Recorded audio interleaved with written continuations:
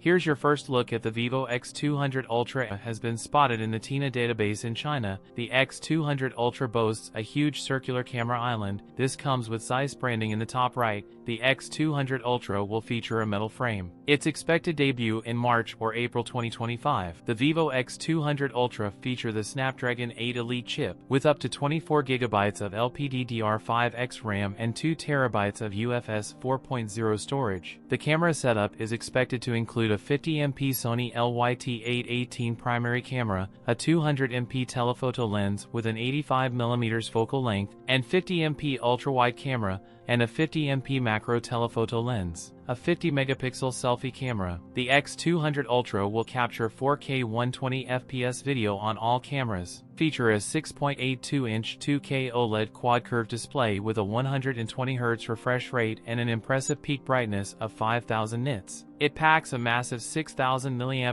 battery capacity. It also supports 100W wired fast charging, 50W wireless fast charging. It is likely that the X200 Ultra could be priced at around 5,500 yuan in China. That's it for today's video. If you enjoyed it, don't forget to like, comment, and subscribe for more content. Thanks for watching, and I'll see you in the next one.